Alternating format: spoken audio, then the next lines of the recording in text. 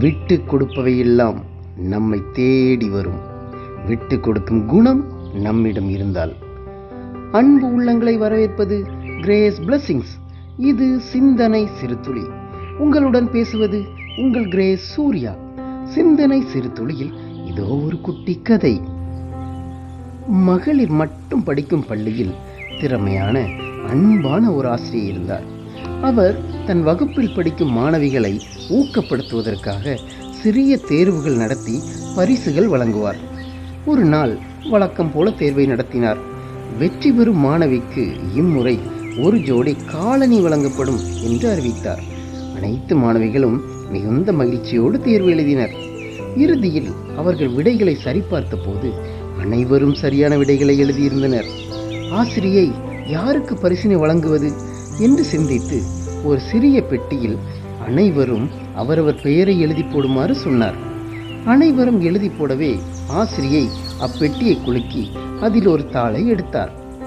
அதில் குளோரி என்ற மாணவியின் பெயர் வந்தது. அந்த மாணவிக்கு பரிசும் வழங்கப்பட்டது. அந்த மாணவிதான் வகுப்பிலேயே ஏழ்மையான மாணவி. தேய்ந்து போன காலணிகளை அணிந்து வந்த அம்மாணவிக்கோ எல்லையில்லா மகிழ்ச்சி. பின்னர் ஆசிரியை ஸ்டாஃப் ரூம் வந்தார். சக ஆசிரியரிடம் நடந்த நிகழ்வை மகிழ்ச்சியுடன் பகிர்ந்து கொண்டார். பின்னர் அந்த பெட்டியில் இருந்த தாள்களை ஒவ்வொன்றாக பிரித்து பார்த்தார். அதில் அனைத்து தாள்களிலும் குளோரி என்ற பெயர்தான் இருந்தது.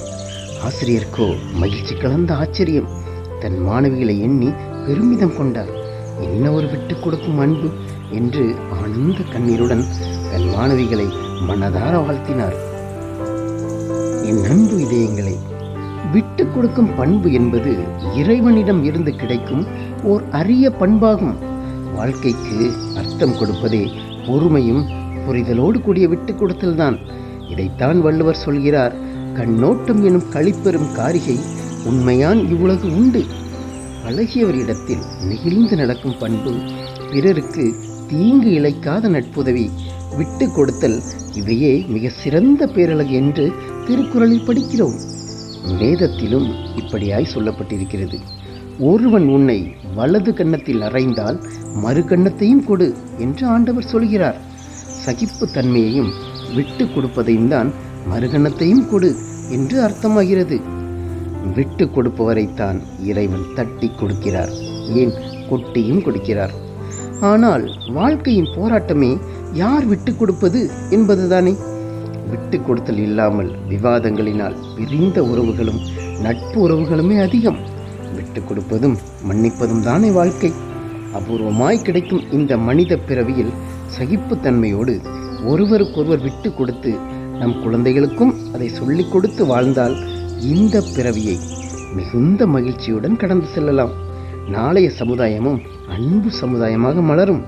அன்பையும் சமாதானத்தையும் உங்களுக்கு விட்டு செல்கிறேன் என்ற ஆண்டவரின் வார்த்தை போல வாழ உறுதி கொள்வோமே. மீண்டும் சிந்தனை சிறுதுளியில் சந்திப்போம். வணக்கம் நண்பர்களே.